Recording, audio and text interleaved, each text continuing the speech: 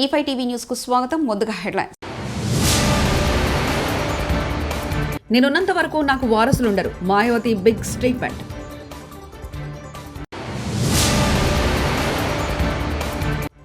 CM Revanth రెడ్డికి ఇప్పుడు time దొరికింది. రఘునందన్ రావు.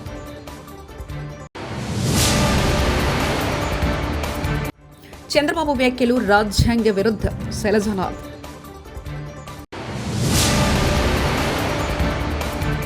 యాదాద్రి బ్రహ్మోత్సవాలు, అగ్ని ప్రతిష్ఠ, ధ్వజారోహణ. బహుజన్ సమాజ్ పార్టీ జాతీయ అధ్యక్షురాలు ఉత్తరప్రదేశ్ మాజీ ముఖ్యమంత్రి మాయావతి తన రాజకీయ వారసత్వంపై సంచలన ప్రకటన చేశారు. తాను జీవించినంతకాలం పార్టీకి తన వారసులంటూ ఎవరు ఉండరంటూ డిక్లేర్ చేశారు. మరో కీలక నిర్ణయం కూడా ప్రకటించారు. తన మేనలుడు ఆకాష్ ఆనంద్ నిర్వహిస్తున్న 2 బాధ్యతల నుంచి ఆయనను తప్పించారు. మాయావతి రాజకీయ వారసుడిగా బీఎస్పీ జాతీయ కోఆర్డినేటర్గా ఆకాష్ ఆనంద్ ఇంతవరకు వ్యవహరిస్తున్నారు. లక్నోలో ఆదివారం నాడు బీఎస్పీ జాతీయ ఎగ్జిక్యూటివ్ సమావేశం నిర్వహించారు. Andhra Pradesh women empowerment brand అంబాసిడర్గా heroine Meenakshi చౌదరిని నియమించింది ఏపీ ప్రభుత్వం. దుర్గగుడి దేవస్థానంలో అత్యంత కీలకమైన 8 ఫైళ్ల గల్లంతైనట్లు అధికారులు గుర్తించారు. గతంలో పనిచేసిన ఈవోల నిర్లక్ష్య కారణంగానే ఈ పరిస్థితి ఏర్పడిందని విమర్శలు వినిపిస్తున్నాయి. గల్లంతైన ఫైళ్ల వ్యవహారంపై ఈవో దేవాదాయ శాఖ కమిషనర్ కె రామచంద్రమోహన్ సంబంధిత విభాగాలకు చెందిన అధికారులను వివరాలు అడిగి తెలుసుకున్నారు. ఇటీవల ఈవో ఫైళ్లను పరిశీలించిన క్రమంలో ఈ విషయం వెలుగులోకి వచ్చింది. దీంతో ఫైళ్ల గల్లంతు విషయంపై సంబంధిత అధికారుల నుంచి ఈవో వివరాలు ఆరా తీశారు. యాదగిరిగుట్ట లక్ష్మీనరసింహస్వామి ఆలయంలో బ్రహ్మోత్సవాలు 2వ రోజు ఆదివారం కొనసాగుతున్నాయి. ఉదయం అగ్ని ప్రతిష్ఠ, ధ్వజారోహణ కార్యక్రమాలు జరుగుతున్నాయి. ఈరోజు సాయంత్రం బేరీ పూజ, దేవతాహ్వానం, ఆహ్వానం తదితర పూజలు అర్చకులు నిర్వహించనున్నారు. ఆదివారం సెలవు దినం. మరోవైపు బ్రహ్మోత్సవాలు కావడంతో భక్తులు పెద్ద సంఖ్యలో తరలివచ్చారు. క్యూ లైన్లలో నిల్చొని లక్ష్మీ నరసింహస్వామిని దర్శించుకున్నారు. ఎస్ఎల్బీసీ వద్దకు వెళ్లేందుకు సీఎం రేవంత్ రెడ్డికి 8 రోజుల వరకు టైం దొరకలేదని మెదక్ ఎంపీ రఘునందన్ రావు వ్యంగ్యంగా ఆరోపించారు. తెలంగాణలో పాలన పడకేసిందంటూ ఆయన విమర్శించారు. పాలన చేతకాక ప్రతిపక్షాలపై విమర్శలు చేస్తున్నారంటూ కాంగ్రెస్ నేతలపై మండిపడ్డారు. ఆదివారం నాంపల్లిలోని బీజేపీ రాష్ట్ర కార్యాలయంలో ఎంపీ రఘునందన్ రావు విలేకరులతో మాట్లాడుతూ రాహుల్ గాంధీ అపాయింట్మెంట్ లేకుండా సీఎం రేవంత్ రెడ్డి ఢిల్లీ వెళ్లి వచ్చారని, ఓవేళ రాహుల్ గాంధీని కలిస్తే ఒక్క ఫోటో కూడా ఎందుకు విడుదల చేయలేదని కాంగ్రెస్ పార్టీ నేతలను ఆయన సూటిగా ప్రశ్నించారు. నిజంగా రాహుల్ గాంధీని కలిస్తే ఒక్క ఫోటో ఎందుకు బయటికి రాలేదన్న? 2 గంటలు చిట్చాటి చేస్తుంది ముఖ్యమంత్రి గారికి 23 తుగ్లక్ రోడ్లో, కానీ రాహుల్ గాంధీని కలిసిన ఒక్క బొమ్మ బయటికి రిలీజ్ చేయడం రాలేదు. ఇక నేను నీ పార్టీ వాళ్ళు నమ్ముతురా నమ్ముతలేరా, నీ పరిస్థితి ఏందనేది ఒకసారి ఆలోచించుకోవాలి. వీడికి 10 సార్లు క్యాబినెట్ విస్తరణ జరుగుతుంది, పీసీసీ కమిటీ జరుగుతుంది, ఏఐసీసీ పెద్దలతో చర్చిస్తున్నామని చెప్తాడు. అరే నీ క్యాబినెట్ నిన్ను ఎక్స్పాన్షన్ చేసుకునేందుకు నీ పార్టీ నీకు అధిష్టానం అనుమతిస్తలేదు. దానికి నీ ముచ్చట్లు. మహేష్ కుమార్ గౌడ్ గారు కూడా ఉత్తరాలు రాస్తున్నారు. ఈ మధ్యలో పేపర్లలో ఆర్టికల్ రాస్తుండన్న. ఈ ఆర్టికల్ మాకు కాదు రాయాల్సింది, మహేష్ కుమార్ గౌడ్ గారు. మీరు రాయాల్సిన ఆర్టికల్ ఎవరికి, ఉత్తరం ఎవరికంటే రాహుల్ గాంధీ గారికి రాసి, తెలంగాణలో 55% బీసీలు ఉన్నారని చెప్తున్నాయి మా లెక్కలు, ముఖ్యమంత్రిని బీసీని చేయమని ఉత్తరం రాయి. లేకపోతే 10 మంది మంత్రి పదవులు బీసీలకు ఇవ్వాలి, క్యాబినెట్ ఎక్స్పాన్షన్ చేయమని రాయి. మహేష్ అన్న పేరుకు నీకు పీసీసీ అధ్యక్ష పదవి ఇచ్చిండు. ఏడుందన్నా మీ బీసీ మంత్రులకి మంత్రిత్వ శాఖలు? మున్సిపాలిటీకి మంత్రులు లేరు, హోంకు మంత్రులు లేరు, విద్యకి మంత్రులు లేరు, అన్నీ ఓం నమ శివాయ తప్ప ఇంకొకటి లేదు. ఏం నడుస్తుంది రాష్ట్రంలో? ఒక చెరువులో డెక్కలు తీసేందుకు పోతే తండ్రి కొడుకు 2 చచ్చిపోతారు. అది చూసేందుకు ఒక డాక్టరో, ఒక టెస్ట్ చేసేందుకు ఒక ఎంటమాలజిస్టో ఉండాలి. రంగారెడ్డి జిల్లాకి చెందిన ఒకరిని తీసుకొని వచ్చి జిహెచ్ఎంసీలో 5 ఏళ్ల కోలే అదే ఉద్యోగంలో పెట్టిర్రు. డిప్యుటేషన్ మీద వచ్చినామే 5 ఏళ్ల కోలే 2 డివిజన్ల కోలే పనిచేస్తుంది. ఇగో ఇది ముఖ్యమంత్రి గారికి మున్సిపాలిటీ మీద ఉన్నటువంటి శ్రద్ధ. జిహెచ్ఎంసీలో ఎక్కడ చూసినా దోమల పంచాయతీ తప్పితే ఇంకొకటి లేదు. అందుకని చెప్పి ఆ ఎంటమాలజిస్ట్ మీద చర్యలు తీసుకుంటాడా తీసుకోడా అని చూస్తే కమిషనర్ 4 రోజుల నుంచి చూస్తున్నా.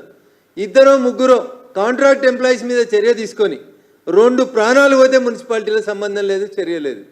మున్సిపాలిటీలో పనిచేసేటువంటి కాంట్రాక్ట్ కార్మికులు గుర్రపు డెక్కలు తీసేందుకు చెరువులకు పోతే వాళ్ళ ప్రాణాలకు విలువ లేదు.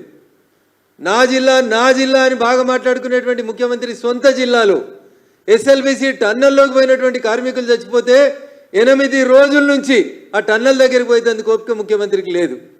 ఢిల్లీకి వెళ్ళి ఏఐసీసీ ఇన్ఛార్జ్ వస్తాడు, లేకపోతే ఇలా వనపర్తికి స్కూల్కి పోతాడు, గుడికి పోతాడు, అన్నీ చేసుకొని ఆఖరికి సాయంత్రం ఏదో వాళ్ళందరిలో డెడ్ బాడీస్ ఏమో బయటకు వస్తే అని ఒక వార్తలు వస్తుంటే వాటిని చూసి ఒకటేసారి అన్నీ కంప్లీట్ చేసుకొని వచ్చేందుకు ముఖ్యమంత్రి గారు పోతా ఉన్నారు. ఇది ముఖ్యమంత్రి గారి వ్యవహార శైలి.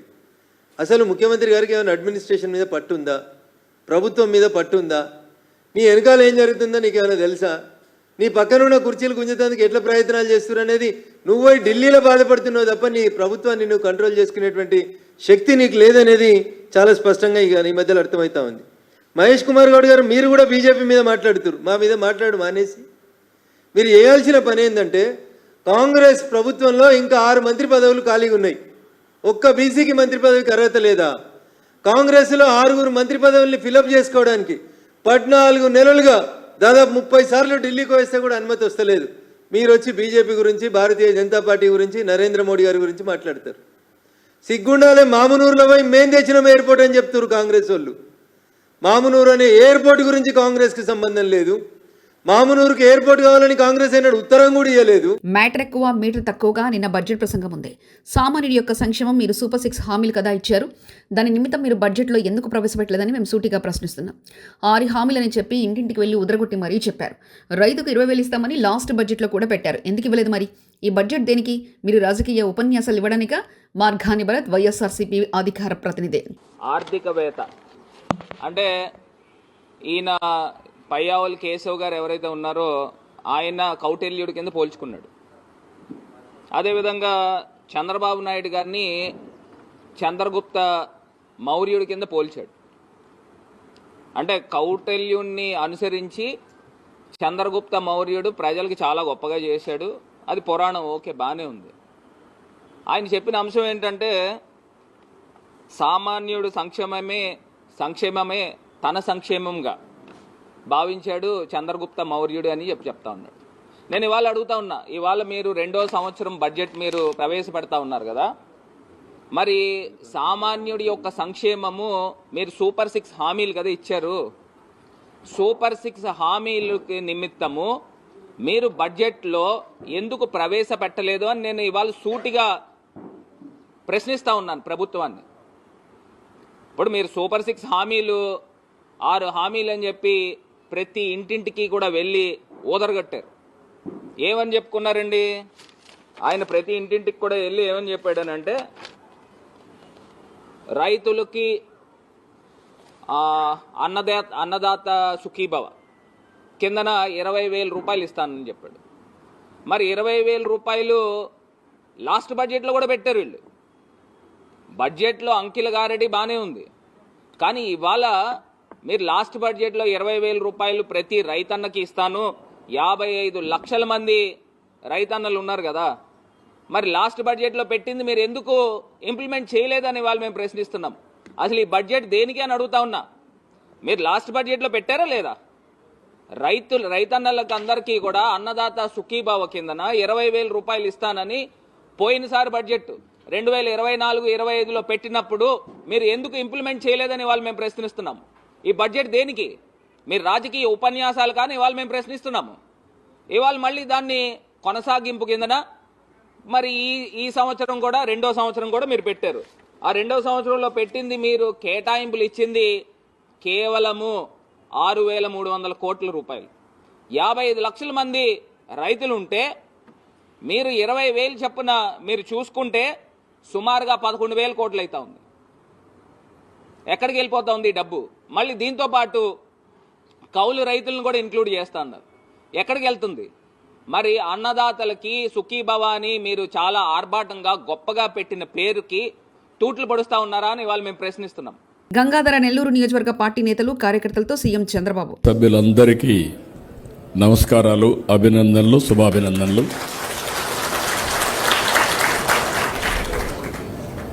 ఆఫ్టర్ లాంగ్ టైం 8 నెలలు గవర్నమెంట్లో పడిపోయి మళ్ళీ ఈరోజు కుటుంబ సభ్యులను కలుసుకునే పరిస్థితి వచ్చింది. మిమ్మల్ని చూస్తే కొండంత ధైర్యం వస్తూ ఉంది.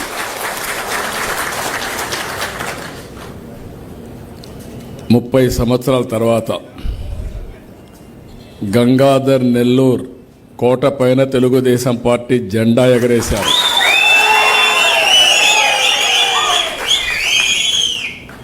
ఎప్పుడు కూడా నా దగ్గరికి వచ్చి పేదర్పులు అరిసేవాళ్ళు. నా ఆవేదన నేను చెప్పేవాడిని, ఇంకా గెలవలేదేంటి గంగాధర్ నెల్లూరు అని. మీరు నా దగ్గరికి వచ్చి ఈసారి అది అయిపోయింది, ఇది అయిపోయింది, మళ్ళీ మేము గెలుస్తాం అనేవాళ్ళు. కానీ ఈసారి మాత్రం ప్రాణం పెట్టి చేశారు, కష్టపడ్డారు, గెలిపే ధ్యేయంగా పనిచేశారు, గెలిచి నా దగ్గరికి వచ్చారు.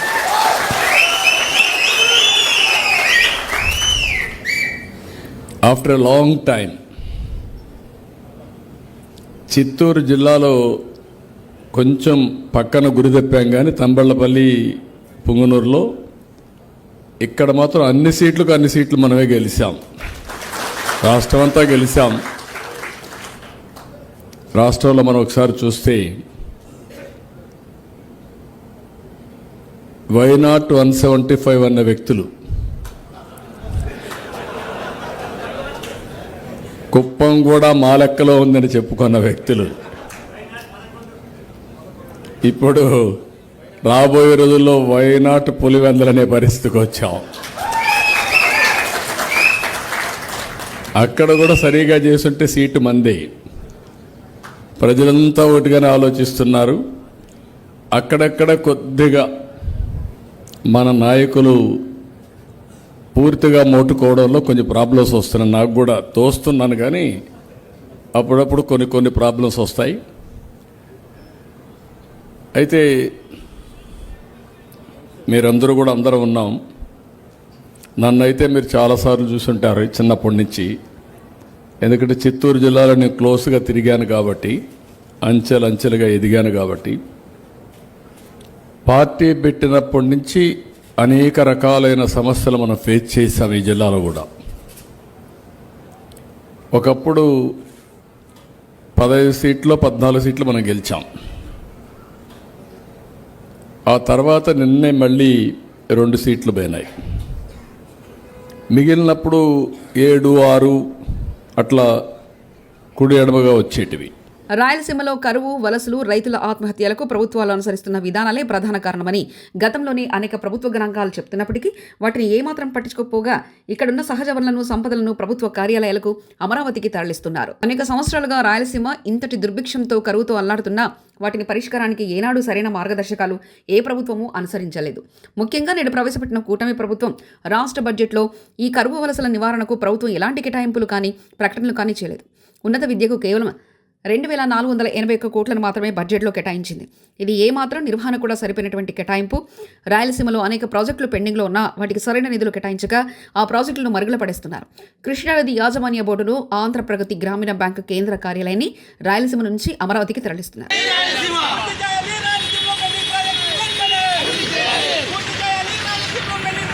చంద్రబాబు వ్యాఖ్యలు రాజ్యాంగ విరుద్ధమంటూ శైలజనాథ్ ఏపీలో టీడీపీ కూటమికి చట్టం చుట్టమని అన్నారు. మాజీ మంత్రి శైలజనాథ్ ముఖ్యమంత్రి చంద్రబాబు వ్యాఖ్యలు రాజ్యాంగ విరుద్ధమంటూ మండిపడ్డారు.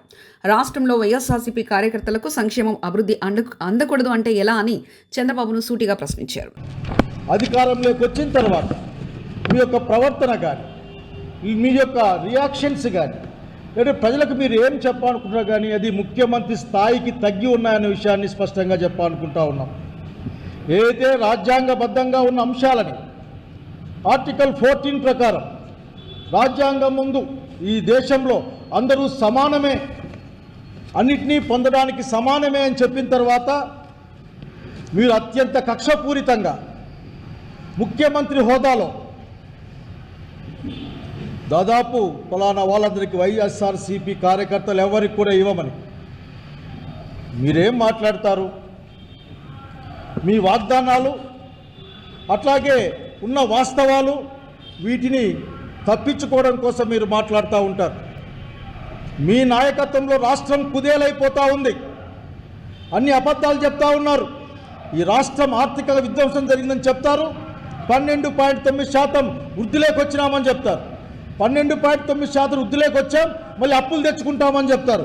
ఎవరికి ఎంత ఇస్తారో తెలియదు, ఏమిస్తారో తెలియదు. ఎన్టీఆర్ జిల్లా తిరువురులోని నారాయణ కార్పొరేట్ స్కూల్ ముందు ఆందోళన చేపట్టిన Andhra Pradesh private school association democratic ప్రభుత్వ నిబంధనలకు విరుద్ధంగా నారాయణ స్కూల్లో టాలెంటెడ్ టెస్ట్ పరీక్షలు నిర్వహించడం విరుద్ధమన్నారు. రాష్ట్ర మంత్రికి సంబంధించిన పాఠశాల కావడంతో నిబంధనలు పాటించడం లేదని ఆందోళన చేపట్టిన అప్సా యూనియన్. ఈ విధంగానే వారే కోర్టు ప్రభుత్వ ఆదేశాలను ఉల్లంఘిస్తే మరి ప్రైవేట్ పాఠశాలల యూనియన్లకు ఏ సమాధానం చెప్తారు? విద్యాశాఖ అధికారులు వెంటనే స్పందించాలని, తగిన చర్యలు తీసుకోవాలని డిమాండ్. నారాయణ స్కూల్ ముందు ఆంధ్రప్రదేశ్ ప్రైవేట్ స్కూల్స్ అసోసియేషన్ ఆందోళన నేపథ్యంలో ఆగమేఘాలపై స్పందించిన ఎంఈఓ శ్యామ్ సుందర్రావు వెంటనే అక్కడికి చేరుకుని విద్యార్థుల వద్ద పరీక్షా పత్రాలను తీసుకుని వెంటనే అక్కడి నుంచి పంపిస్తున్న వైనం.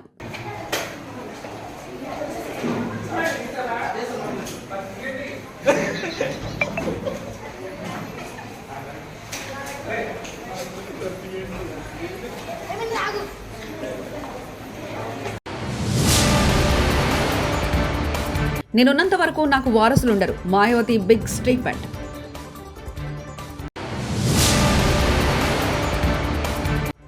సీఎం రేవంత్ రెడ్డికి ఇప్పుడు టైం దొరికింది. రఘునందన్ రావు.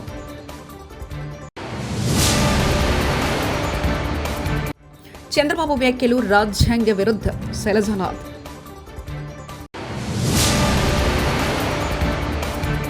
యాదాద్రి బ్రహ్మోత్సవాలు, అగ్ని ప్రతిష్ట, ధ్వజారోహణం. ఇవి బులెటిన్ విశేషాలు. చూస్తూనే ఉండండి E5 టీవీ న్యూస్.